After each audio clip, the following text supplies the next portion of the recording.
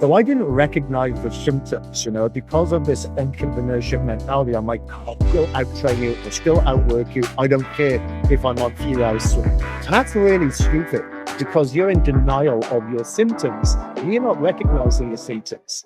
Hello, Kris, and hello to the listener and the watchers on YouTube, of course.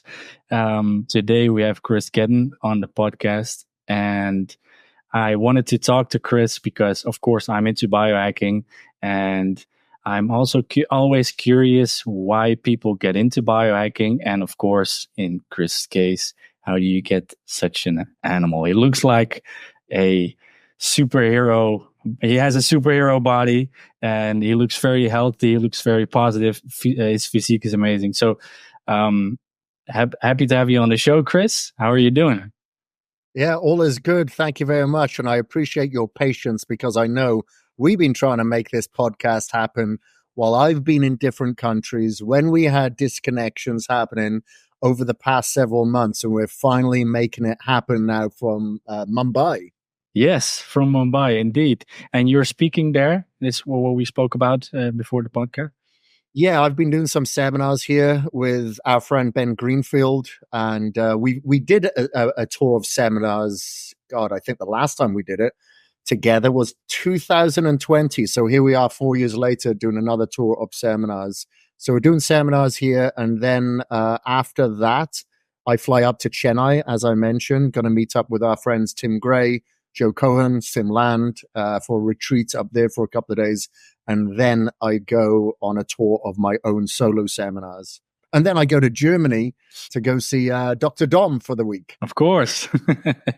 It's like all of those, do you know Marvel? The Avengers of biohacking are getting together.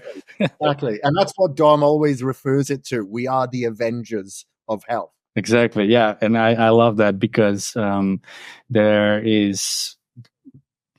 we need to change a lot in the health industry, and we always need people at the forefront like you, like Dr. Dom, like Tim, we all know the names, of course.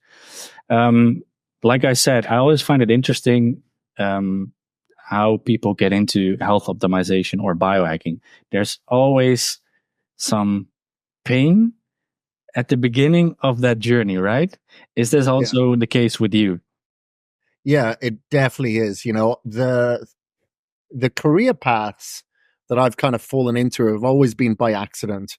I got into like weight training and bodybuilding and personal training through accidents when I was racing motocross.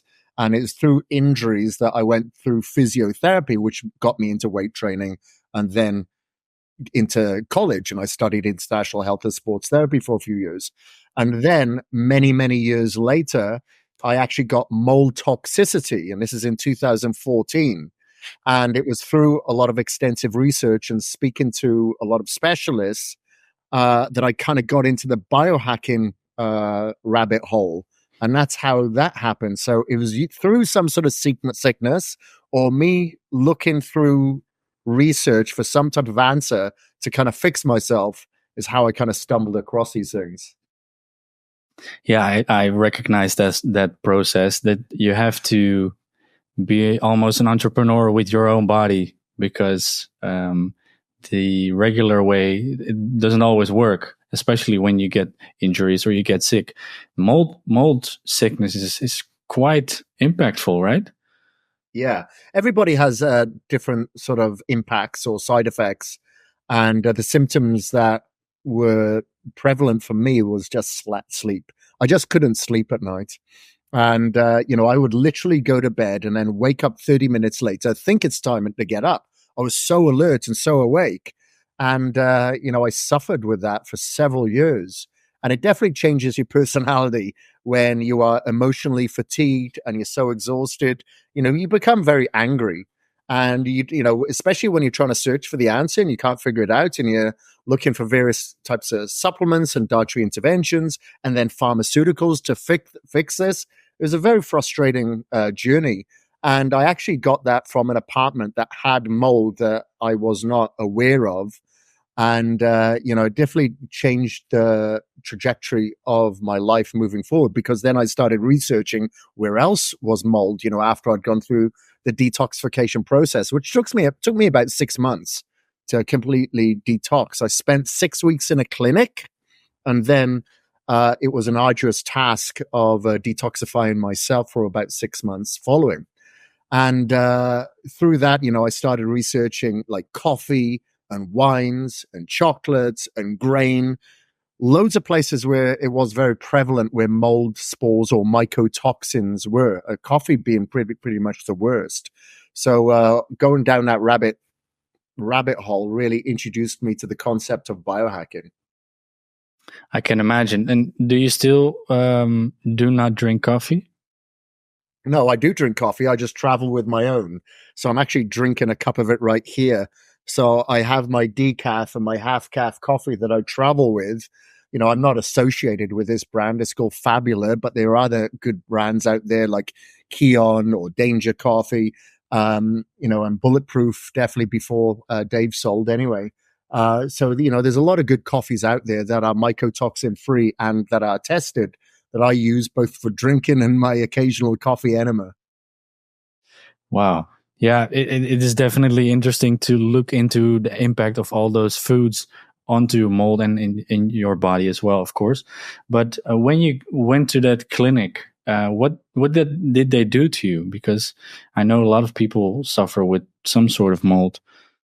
Yeah, so I had, I think, 262 blood markers tested on my first day that I was there. I did a urine sample, saliva sample, hair follicle sample, stool sample, and a brain scan. And this is at Dr. Sponaug's clinic in Oldsmar, Florida. And because when he went through all these tests, he was able to explain the symptoms that I was experiencing without me even telling him. It was so bizarre. It's like he'd had like a CCTV on my life for the past few years. And there was various types of detoxification that happened during that time. I had to go on a very low carbohydrate diet, more so like a keto diet. I had to do colonic hydrotherapy 5 days per week. I had to do IVs 5 days a week that had like NAC, glutathione, ALA, various I guess, ingredients, not only that help detox the body and the mitochondria and feed the mitochondria, but also detox like the digestive pathways, like the liver. And so sometimes DMSO was included, but that carried on every single day, 5 days a week for 6 weeks. And I had to really bring back the intensity of my exercise because I was still training hard. I have the kind of mentality that I have to really, really, really overtrain to stop me from training, and I'll still train. I'm just kind of built like that. So I didn't recognize the symptoms, because of this entrepreneurship mentality. I'm like, I'll still out-train you. I'm still out there. I don't care if I'm on 3 hours sleep. That's really stupid because you're in denial of your symptoms. You're not recognizing the symptoms. So there were people in there that were having their IVs or going through their detox protocol within this clinic, and I would look at them basically passed out in the couches that were there, and I'd ask the doctors and the nurses, like, what is wrong with them, or what are they detoxifying from? And they would say to me that I had less, or actually I was sicker than those patients. But because of this mentality that I had, I'd still be like, okay, I'm going to go to the gym. I'm going to go for a run. I feel fine because I just wasn't recognizing and being accepting of those symptoms. And now, obviously, in hindsight, it was just very stupid. And probably the videos and the shot showing still me kind of getting in the way. And being that has a nail and they pay on your think about it and sign. It was strategy that me a lot stiffer than I should have just. Well, there has to be said something for your character. I mean, it can also help you in some situations, maybe. But yeah, I think it was some sort of bypassing the symptoms. But I find it so difficult to when we talk about mold. Of course, mold is not the topic of today, but now that you just mentioned it, it's almost impossible to get rid of it yourself, right? Without help. Yeah, it definitely helps to have somebody to help you with the diagnosis, and then cut out a plan specifically on, people who know the biofilm in the brain to understand how to detox from this kind of Lyme's disease or molds or anything like that, which isn't really spoken about much. If you go to a general practitioner or physician, they probably wouldn't know about it or know to test for it. So you do have to seek out specialists, which thankfully, since 2014, when I got diagnosed, there are a lot more specialists out there that are recognizing these symptoms. Yeah. This is definitely an overlooked topic when it comes to health. Because I live in a temporary home right now, and there is mold in the bathroom, and I'm happy that I'm leaving next week, but the owner of this house doesn't have a clue that how unhealthy this home is actually. Yeah, that's bad. And, when you think about it, where do you spend the majority of your time? Well, if the environment is home, then that's what you have to biohack yourself, either with a building biologist or by yourself. So making sure the air is clean as possible. You obviously do whatever you can to mitigate the damage of the artificial lights, maybe change the light bulbs, and hydration, making sure that your water system is clean. It's something like a reverse osmosis and remineralizer, even for bathing in, because our skin is like our mouth. It opens up and it absorbs. So we have to be very careful with our home environment. And a lot of us think it's our safest. Yeah, good point. Yeah. When I always think in pillars. So when I explored biohacking, I always try to bring it back to understandable pillars, and environment is one pillar I added over the years. Not only, before we dive into my pillars, I'm curious, what are your pillars for health, for biohacking or health optimization? Well, number one is sleep. When I'm working with clients, I always try to get them to prioritize sleep. Clients will usually reach out to me and like, can you give me the best exercise program? Tell me the best supplements to pack on size or lose fat, all that sort of stuff. And they're always surprised when I get them to focus on sleep and hydration and controlling their environment, such as, like I said, the light, to help with their sleep. When I prioritize that and tell them to get that consistent first before we start working on an exercise program or prioritizing that. So the pillar for me is definitely sleep. Sleep can lead to a life of optimal performance or despair, really. It's one or the other. The other is hydration. We are made up of water, and ensure that we drink, a good gallon of water a day. Sometimes, like the bodybuilder in me, will fill up my gallon jug with essential amino acids. Other days it's methylene blue, like it is today, to optimize my physical performance or my gut microbiome or neuroplasticity. And the other thing that I'd say, and I say this because I'm in Mumbai at the moment, it generally wouldn't be my priority if I'm living at home in Boise, Idaho, because I live away from a lot of EMFs and Wi-Fi and dirty electricity, is earthing and grounding. So I've got the beach right outside my window, thankfully, so I can go out there and earth myself in the morning and then ground myself again in the evening before bed. I was actually doing it just once a day, and I was still having sleep issues in this hotel room because, I do have now my wave guard with me, so it does help mitigate some of that damage, but I didn't previously. And I was earthing myself in the morning and I was tracking my sleep on my ring, and I still wasn't getting as optimal sleep as I would when I was back home.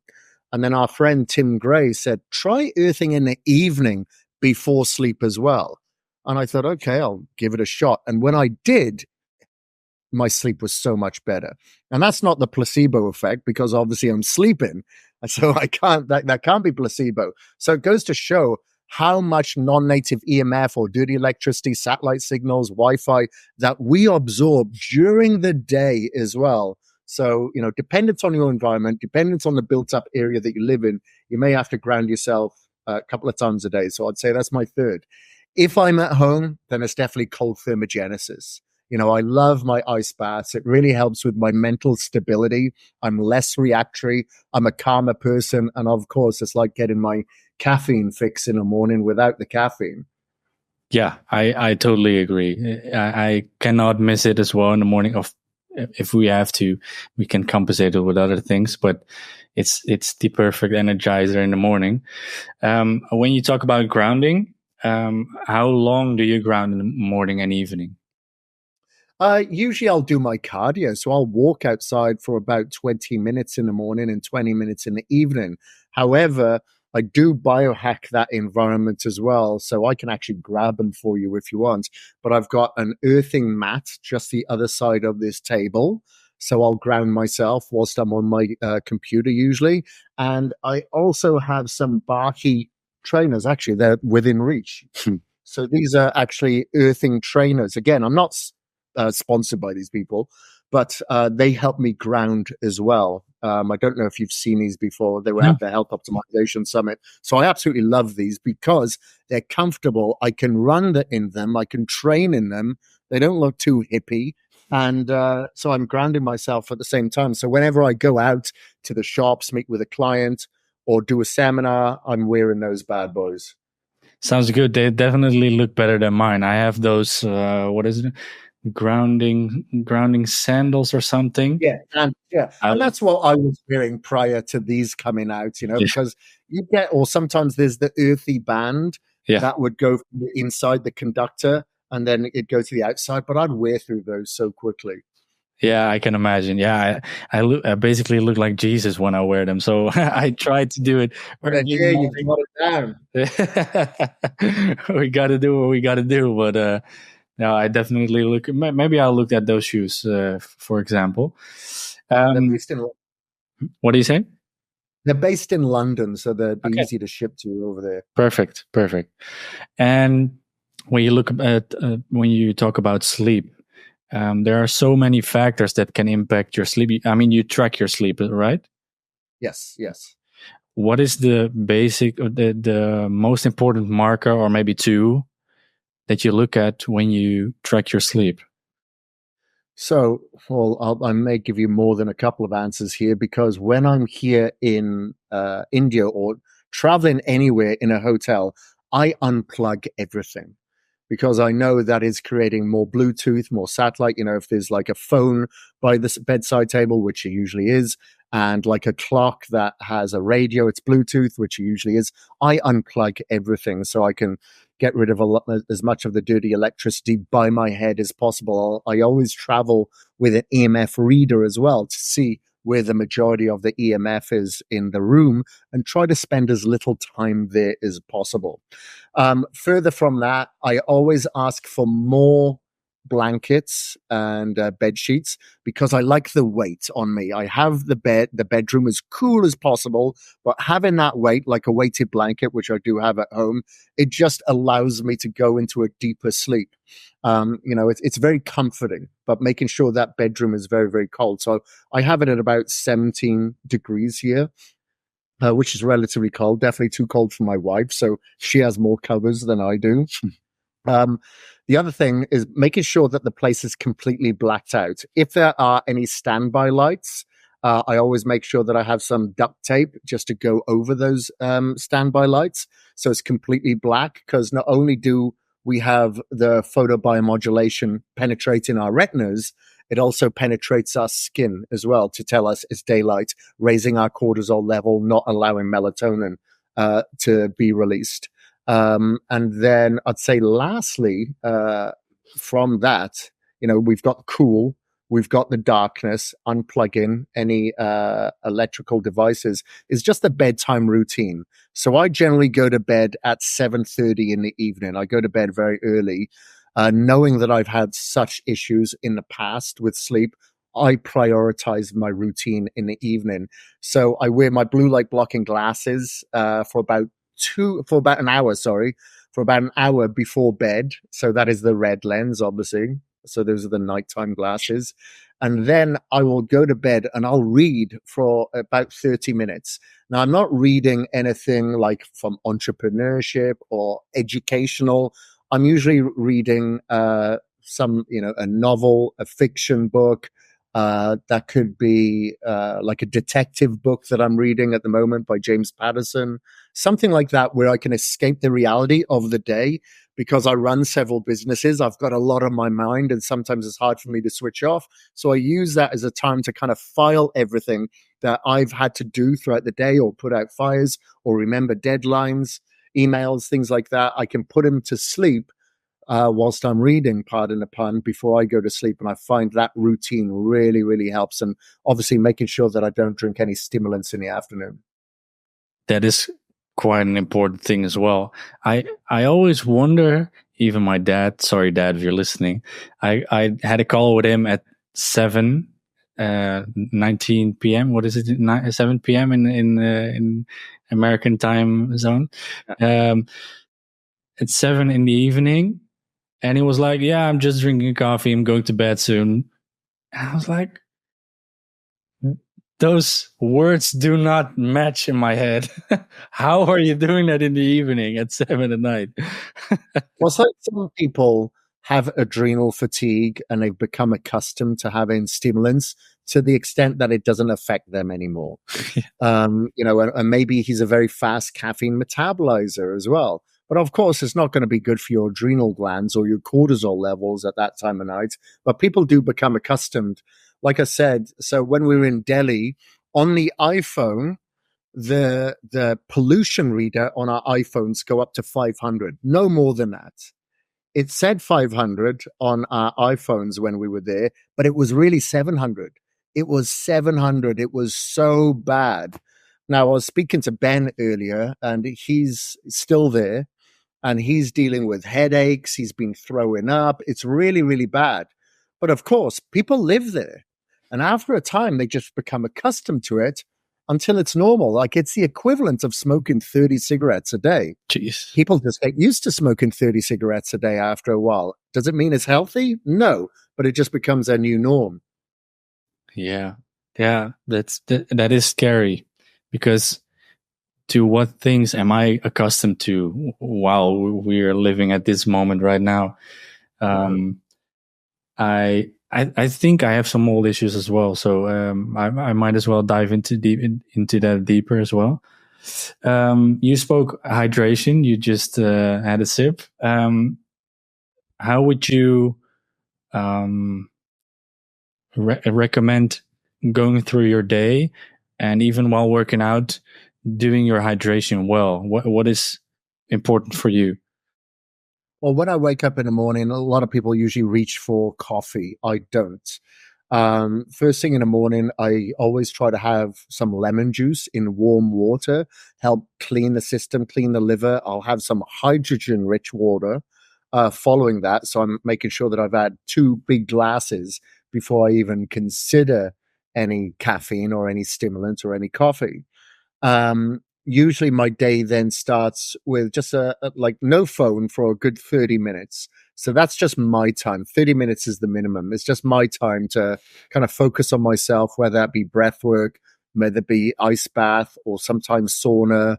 It changes from day to day, because what I found, I used to get anxious of trying to get all my biohacks in the morning. Okay, I've just got to do my cardio. I've got to do the ice bath. I've got to do the red lights. I've got to do the sauna. Got to do the earthing, the meditation. And I'd get anxious over it. And obviously that's not what biohacking is about, because if you're creating stress, then obviously we're contributing to heart disease and we're going to speed up our biological age. So now I just do whatever I can in the morning. Usually while I'm here, I'll earth myself when I do some movements outside. I'm getting some sunlight at the same time, so I'm getting my restorative red frequencies. And then I'll usually do sauna, because I know that I am still in a relatively polluted area. So I'll have some chlorella beforehand to kind of bind some of those heavy metals and sweat them out. I'm very, very lucky to be staying in a hotel here in Mumbai called the JW Marriott, that it has a cold plunge as well. Really? So I'm able to go from the sauna into the cold plunge. And then, this morning I did a kickboxing class. I did kickboxing. And then usually I'll break my 16 to 18 hour fast with breakfast after that. So I am fasting for about 16 to 18 hours. But then I'll consume a decent amount of protein. I'm going through like a keto diet at the moment, and just until I bring the hypoxia of my mitochondria back down. And then throughout the day, I'm generally working. So I work with my clients. I've got a client over here who's a A-list celebrity. So I'm working with him in the morning, and then I'm working with my online clients and my international businesses throughout the day. So it's a lot of computer work, a lot of work sat down. But whenever I'm at home in Boise, I have a treadmill desk. So I am usually moving at that time. And then after that, in the afternoon, again, I'm usually trying to take micro breaks. So I'll go outside, get a little bit more sun, and read a little bit read my book. So those are my little micro breaks that I try to take every 19 minutes to 2 hours throughout the day. And throughout the day, I'm eating little and often. So I'll usually eat every 2 hours, maybe every 3 hours, just something small. That is usually protein based. I try to eat the rainbow on my plate every day, have lots of color there and a form of protein, which is usually fish, sometimes salmon, whitefish, salmon, and chicken. That's pretty much the basis of it. And during that time, obviously, I'm just sipping on my gallon jug here throughout the day and make sure that is completely finished by 5 p.m. So I don't want to be waking up during the night peeing, Usually I have a travel PEMF device that I use on various joints. So I've got a torn meniscus and ACL that I've had for about 2.5 years. It doesn't require surgery, but making sure that I do the red lights and a PEMF on there every day, and I do that throughout the day, really, really does help. I do whatever I can to ensure that I get a minimum of 10,000 steps in throughout the day. And then I'll do my second cardio probably around 5 o'clock in the evening, again on the beach. So I'm earthing, getting some sunset sunlight, which is, usually about 6 o'clock actually. And then I'll spend some time with my wife who's here traveling with me, and then kind of unwind for the evening. So about, like I said, about 7 o'clock, I'm on 6:30, 7 o'clock, I'm unwinding, and then 7:30, I'm in bed. Wow. Especially the evening routine. I'm pretty jealous of it. I just tried to 7, 8 o'clock as well. Turn off everything. No more work, no more brain work, especially, and just maybe relax and read something, write something, write the plans for the next day. But sounds like a really solid plan for the day, right? When you say about eating often but less, there are so many opinions on that. Some people say you have to eat like as less as possible and bigger meals, and you say more often but smaller meals. What is your idea behind that? So I just try to create as much blood sugar stability throughout the day. I don't want big spikes, especially, when I'm eating carbohydrates, because that can lead to the onset of like type 2 diabetes or insulin resistance. So I try to eat little and often to keep my blood sugar levels stable. I want to have constant and consistent energy. So I don't want any crashes and I don't want any spikes. So I do measure that on my CGM just to ensure that I do have the stability there. If I was to have a big meal, then that's going to require a lot of energy to digest it. And I'm probably going to follow that with a crash. That is not sustainable for my energy levels. On top of that, I'm very athletic. So I train about 5 days a week. So my muscles require a little bit more protein and food than the average person just to repair and restore that muscle tissue and maintain that muscle tissue. So my calories are generally quite a bit higher than the general person because I'm just trying to maintain this muscle mass. So, that's the reasoning behind the little and often meals. So the blood sugar stability, energy, and of course, just to have that steady influx of amino acids in my body. And then I'll usually stop eating around 5 o'clock in the evening, and I won't eat until about 10 o'clock the following day. So I understand that I am signaling mTOR during the day, which is my anabolic response that I want. However, I am signaling the AMPK pathways as well by doing my workouts and doing my cardio first thing in the morning. That allows me to get into ketosis again very, very quickly, and just having a slightly shorter feeding window. Interesting. Seems like a very valid reason to eat more often in your case, and that vouches for even more personalized dieting or even timing your eating window. So I find it really interesting because at beforehand I was like eating so many times, but it totally makes sense when you put it like that. Obviously, like I said, you have an Avenger physique, and I can imagine that you have a very extensive workout routine. Like you said, cardio at least two times a day already is for like a lot of people a lot. But how would you say that you categorize your workouts? You have like different like cardio, VO2 max, you know, all the different categories. What is important for you to always incorporate in your workout routine? Good question. So I'll always perform some type of steady state cardio. So that is like, you know, a walk on the beach or walk on a treadmill or on a stationary bike. Or if I'm at home, you know, I've got my mountain bike and I've got my road bike because I compete in Ironman triathlon as well. So I like to get out as much as I possibly can or hit the trails, go for a run, and, you know, swimming is great as well. So there's a good pool here that I do like to swim in as well. So some form of steady state cardio, but then I'll mix that up with some sort of HIIT work. So when I was training with Ben earlier this week, we combined resistance work with HIIT work or cardiovascular work. So we would do, for instance, we'd do some chins, then we'd get on the air down bike, we'd do some push-ups, we'd do some dips, we'd get on a rower. There could be lunges thrown in there. We finished with 30 burpees, you know. It was intense for about an hour, and there's a combination of both. So there's no need to do any cardio post-workout. But a lot of the time, I'll do a typical kind of bodybuilder split, which is like 4 to 5 days a week training with resistance weights.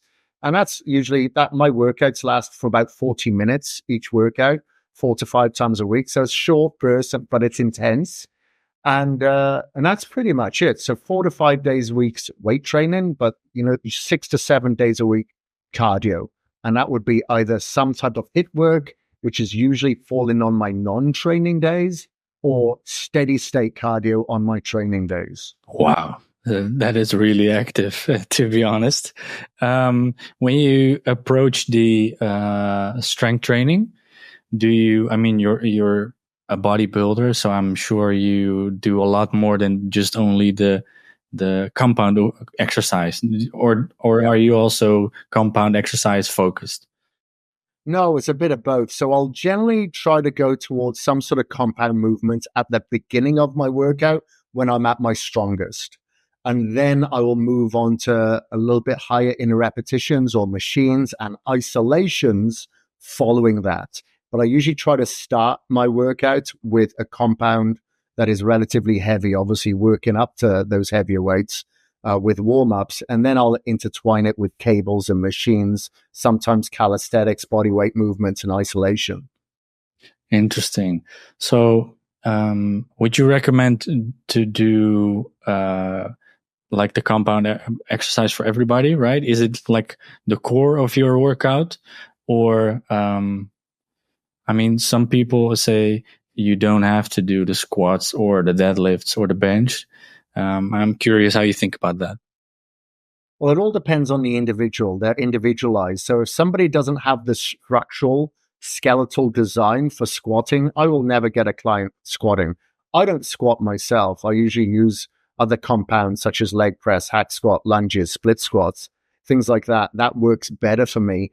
As far as compounds over isolation, again, it comes down to that individual.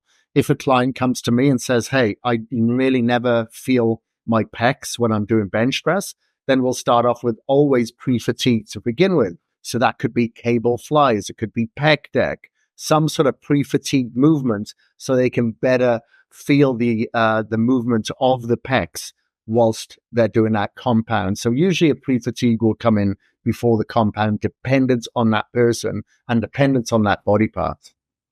Interesting. So obviously you train a lot, and you also train a lot of other people. What would you say is the least amount of times you have to exercise during the week to be healthy? Per se to be a bodybuilder, but yeah, I'd say 3 times. 3 times a week, is your absolute minimum of doing, that could be, like I said, it doesn't have to be like training in the gym. You can actually train at home or train in your hotel room, doing some sort of resistance movement. Some people say, oh, you could just play tennis or you could play basketball. No, we know that longevity has been associated with some sort of weight-bearing movement to create that bone density to help with balance.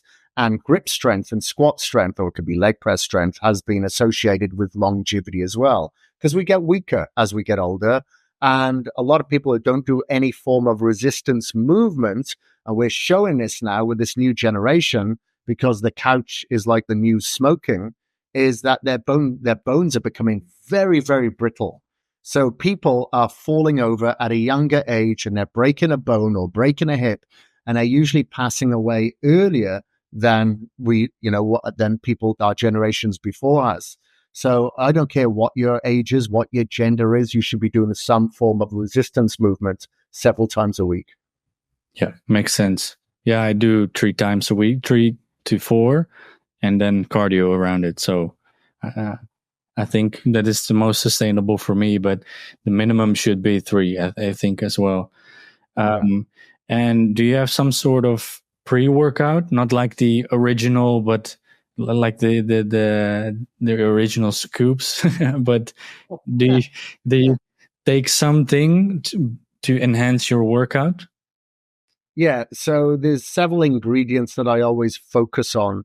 So I like creatine and GAA because that combination really helps pass the blood-brain barrier, so you can really feel the nootropic or the neuroplastic effect of that particular creatine. Now, I'm not a huge fan of caffeine, even though there are a lot of studies that back up the health of caffeine or coffee coming from flavonoids, polyphenols, etc. I much prefer paraxanthine.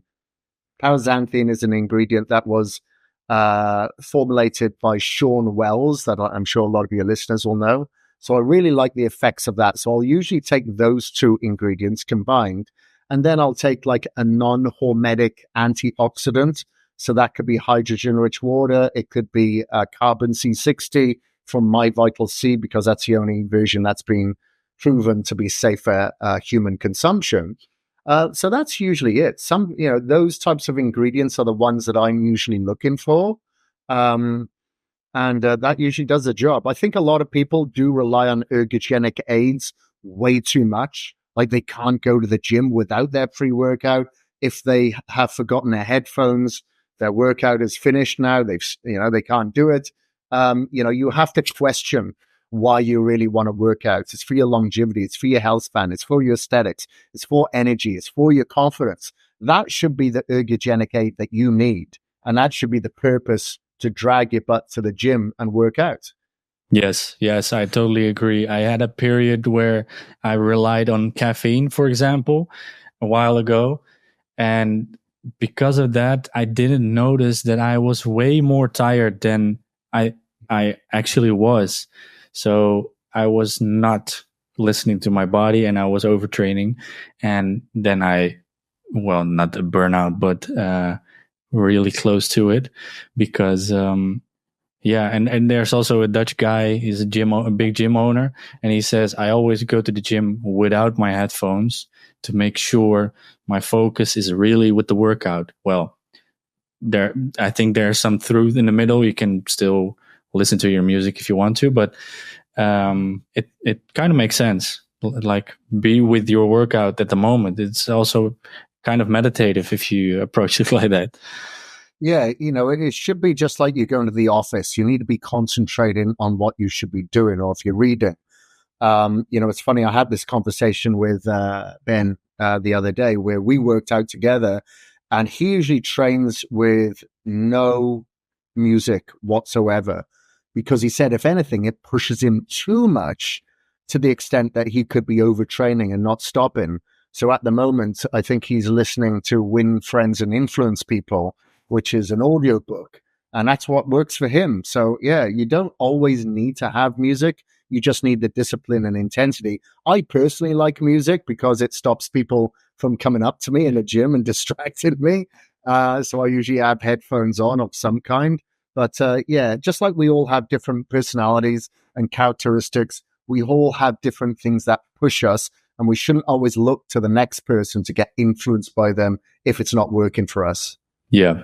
Yeah, and maybe it should be flexible as well. Sometimes I listen to a podcast, sometimes I listen to music. When I'm going into a heavy deadlift, I have a loop of David Goggins on my phone that says, more buddy, you can do it. Who's going to carry it? He's an intense character, and he can push you obviously beyond your limitations, because he's proven that the human limitation is just based on the ceiling that we decide to live under.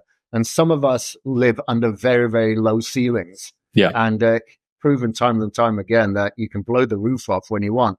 Not always the healthiest, because he can push himself a little too far and the body just cannot keep up. But a lot of us usually give up when the brain does, not the body. Yeah. Yeah, I think so too. I wouldn't change my body with his because, for example, his knees are screwed up as they can be. And I cannot imagine how tired that man has to be, but somehow how he works through it. But what you said, I think it is very interesting that he always says the mind gives up before the body does. And maybe that helps me with the last set of the deadlift, for example, or just another mile, as long as my body is okay with it. So that's definitely important. Okay, so a friend of mine is a heavy, how do you call it, power lifter. Yeah. And they train different, right? They always, at least at his gym, they eat during their workout to somehow re-energize something that they use. And I'm not sure how they call it. Do you do some, not a post workout, how do you call it? Something you take during your workout? Intra-workout. Yeah, exactly. Yeah. So I'll usually drink like essential amino acids during my workout, because we know when we're training very, very intense and for a duration of time, it can become very catabolic. So sometimes if I'm fasting, I will do what's called a controlled fast. So I'll take something like essential amino acids that is definitely lower in leucine than branched chain amino acids. So I'll usually drink that during my workout. I'm not stopping to eat because the liver and the muscle will hold plenty of glycogen from the day before to fuel the workout. So I can't see any point in eating. There's no point in that. I know some people that are the strongest pound for pound powerlifters in the world.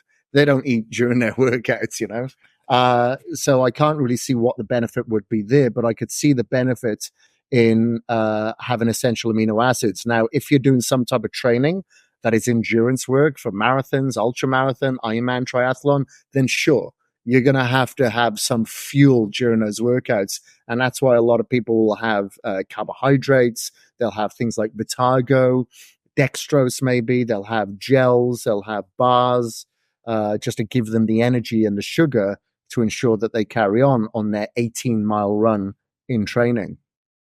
Yeah, I agree. And it's very interesting what you said about eating during the workout. Maybe I was wondering while you were saying that is maybe because they lack in their diet. Yeah, maybe. I don't know, because the thing is, the last thing that you want is blood in the stomach trying to digest food. You want it in the muscles to power and contract and fire in order for you to lift the heavy weights.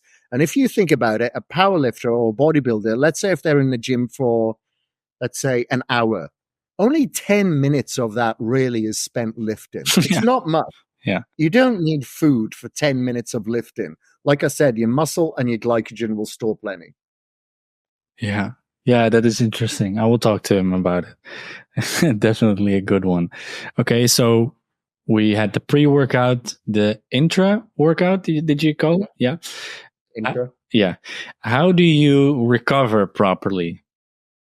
Okay. So, of course, if we're talking about supplements, it's definitely a post-workout shake. So I'll usually go for a whey protein isolate because that has the smallest protein fractions that allows the body to absorb that protein quicker than any other protein. So it's kind of like pre-digested. So it's usually a grass-fed whey protein isolate that doesn't have any artificial colors or sweeteners or flavors or anything like that. So it's very, very clean and absorbs straight into the system. I'll usually add maybe some creatine to this. So I'll usually bookend my workouts with some added creatine before and after, maybe some fermented glutamine as well. But the priority to recovery, I think, is just making sure outside of the gym, you stay in a parasympathetic state. Of course, we want to be in a sympathetic state and raise our cortisol during our workouts. But after that, we need to be parasympathetic. So we're in a rest and digest state. So the meals that we eat are adequately absorbed, and then prioritizing our sleep. Because if you do not sleep and recover, you do not perform. So if your sleep is down, say 10%, then you could only expect your workouts to be 90%. We want them 100%. So we need to ensure that the priority is in our recovery because that dictates our performance. Yeah, most definitely. Yeah, I find it difficult to wind down after a workout. Like switching from sympathetic to parasympathetic, it's definitely hard for me. It is still a challenge. But it's so important. I cannot stress it enough. No pun. It's I have to turn off the stress. Okay, so we covered like proper diet and how you approach that, and the workouts and stuff. Supplementation.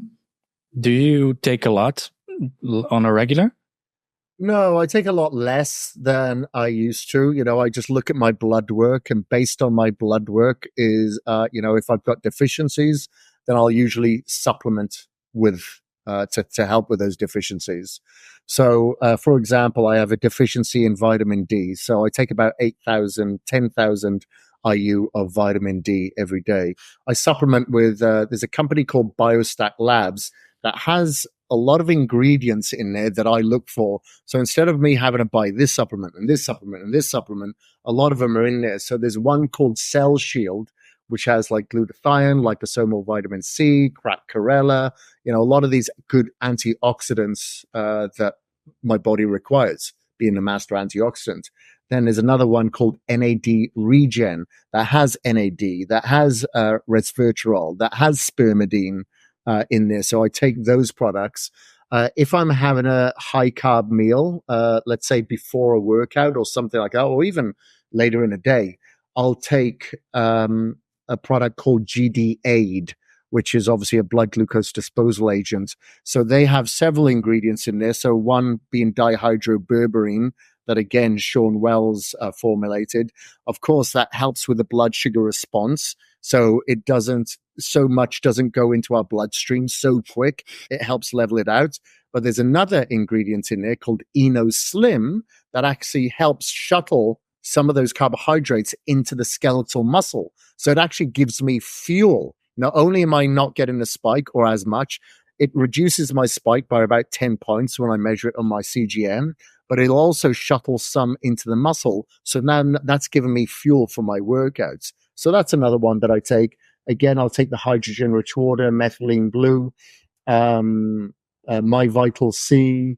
Let me think. Like I said, with paraxanthine, I'll take a greens powder, which has chlorella, high amounts of chlorella, because I need to bind a lot of the heavy metals that is in the air here while Do I'm you in take them Mumbai. daily?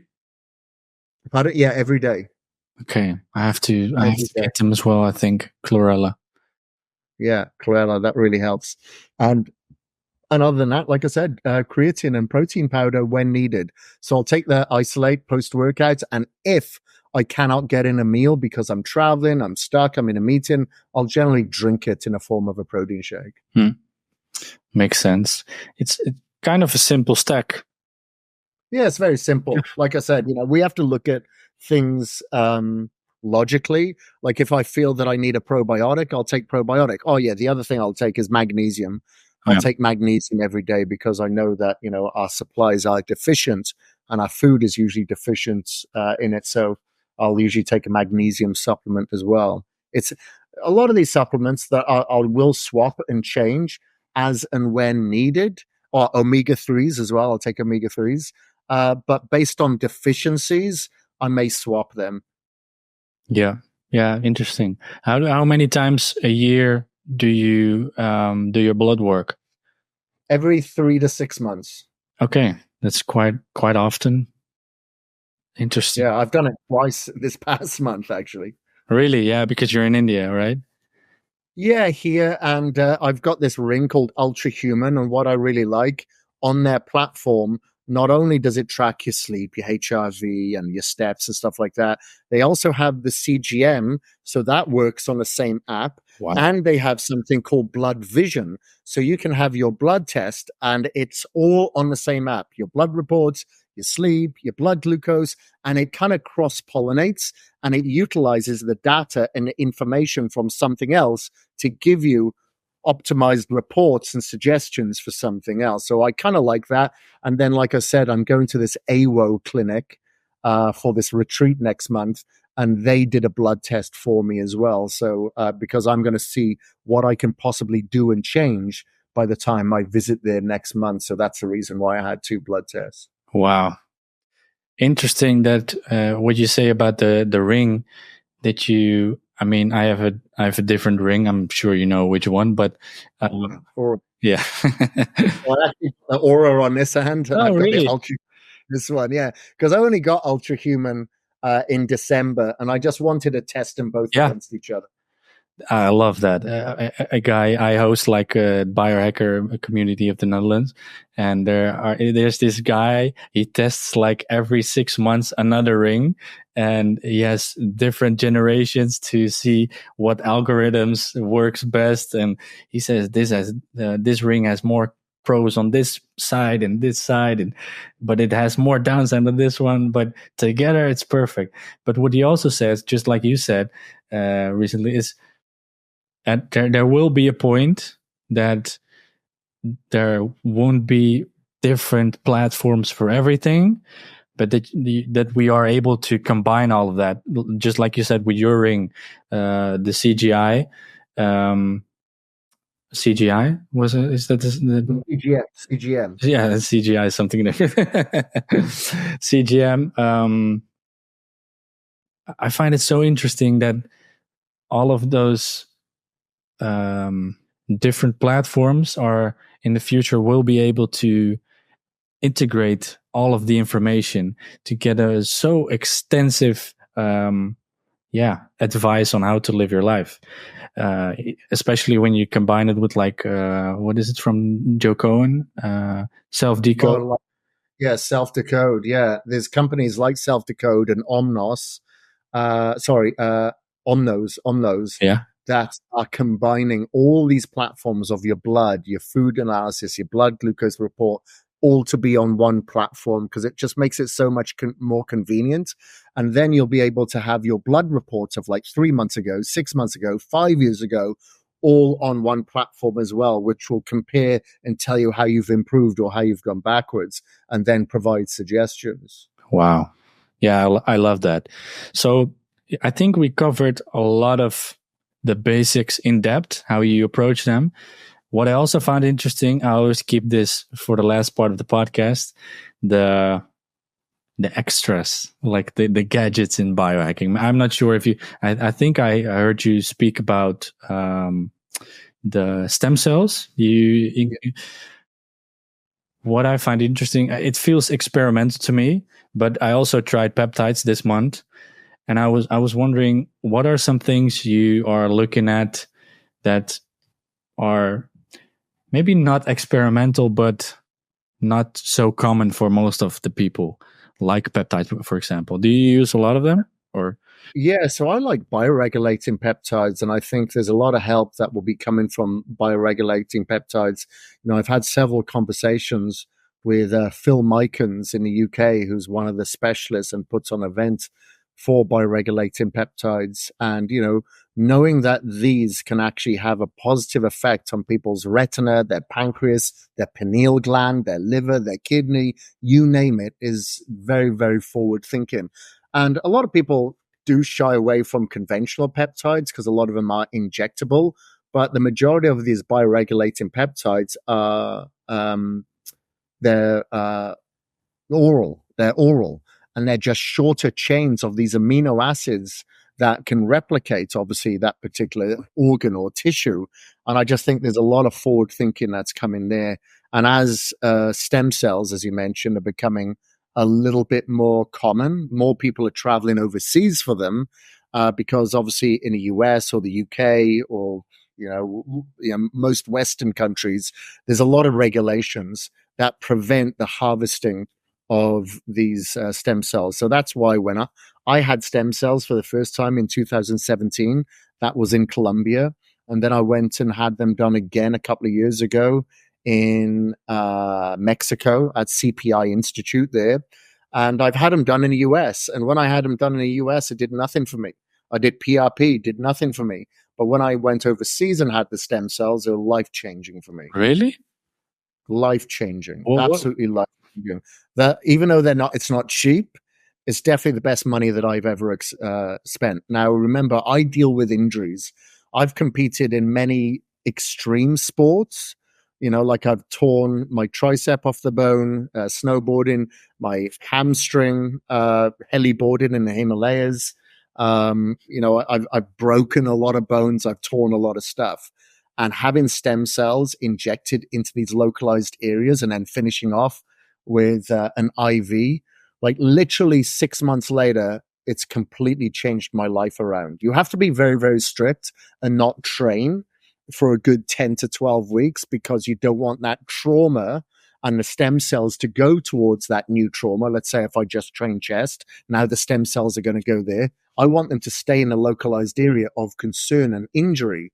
So providing that you're very strict and not train for a couple of months following, it is absolutely unbelievable. And of course, I deal with a lot of high performance athletes and some extreme athletes that I've sent to get stem cells since, and it's changed their life and prolonged their career as well. Yes. Yeah. I find it interesting because, like you said, in Colombia, so it feels strange to go all the way there. Like, why is it not in my own country, for example? But what do you think? What is the future for our health? I'd say things like the stem cells and, like I said, the bioregulating peptides, but something a little bit more mainstream. It's just hoping that our food system just doesn't get worse than what it already has. Because very few that eat single food ingredients. We usually eat something as happy that maybe has 10 and 30 ingredients, and our body just doesn't recognize it. Of course, people become used to it. They adapt to it. But it's not nourishing our brain or our bodies for our longevity or for performance. So hopefully, it will penetrate into the school system so they have a better understanding of what should be eaten at a younger age. And maybe the students can, educate their parents, or it definitely should be the other way around. But like I was in the breakfast area earlier in the hotel, and I just saw an adult with his 2 kids, and they were all overweight. And I think it's such a shame that is allowed. Like we know there's certain things around the world that are illegal. I think there should be some form of law, because I see it as, it's God, what would I say? It's not violent towards the kid. I'm trying to think of another term, but it's definitely not beneficial for children. And there should be some sort of law in place that doesn't allow this, because it just doesn't give them a head start in life where they potentially could have a head start, because they're probably getting bullied in school. they're going to be lacking in confidence. Now they're not focusing on school or focusing on themselves or prioritizing themselves because they're kind of stuck. And, I find it's very unfortunate that parents are neglecting their kids and not allowing them to have a fruitful life. Yeah, I agree. Yeah, maybe we can just say it is child abuse. Yeah, child abuse. Exactly. Yeah. And I don't think they do it intentionally, because nobody is in such a bad place on purpose, I believe. Yeah, of course. But yeah, it is horrible to see when you see a little kid just growing up fat. Such a setback already, without even knowing that. So yeah, that is definitely difficult. Okay. Is there any message you'd like to share with the listener when it comes to not only just improving technicalities in their health, but also in how to expect more from life? So the one thing that I always say, and I don't mind repeating myself because I haven't spoken to your listening before, is control your environment and don't get controlled by it. Because a lot of us will use the excuses of, oh, I was traveling, I was stuck in traffic, I didn't have the right food, I can't afford these biohacks. They'll use any excuse to justify their complacency. And that's not the case. Of course, a lot of the things that I've mentioned to you, like going out and going for a walk, or grounding and getting sunlight in the morning, switching off your devices in the evening. All of that is free and it's no excuse. But a lot of people think that they can purchase shiny objects like a red light panel or blue light blocking glasses or a EMF device, and that's going to be the shortcut to their health. And it's not. And people are usually controlled by their environment, not only on the outside, but maybe if we look outside, but inside their head. That's another environment that they're not controlling. Now, if you want it bad enough, you will not justify your excuse and you'll commit. And lastly, I'd say don't be a student of learning, because in the biohacking space, people learn a lot, but they apply very little. So be a student of application first. As soon as you've learned something, apply it and then move on to the next. I think that is a beautiful message indeed. A very powerful one. It keeps control over your own life. So I love that. I know that you train a lot of people. Can people just sign up for training with you for the program? Well, it's application only. So, the best thing for people to do is just send me a message on Instagram if they're interested in coaching. But I can't accept everybody.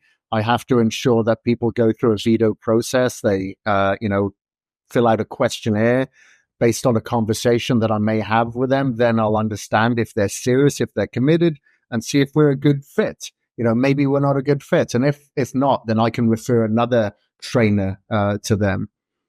Sounds good. Where can they find you and your companies? It's probably best on my Instagram. It's Kris, that's Kris, and then Gethin, Gethin.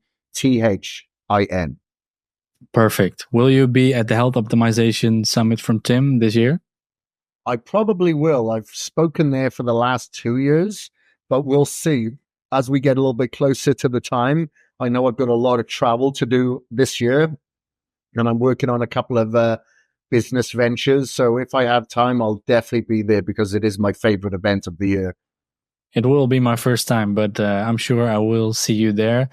Thank you so much for your time, of course, of your knowledge. And it was a pleasure to talk to you, Kris. Thank you so much. Of course. Thank you, Yorick. My pleasure, mate.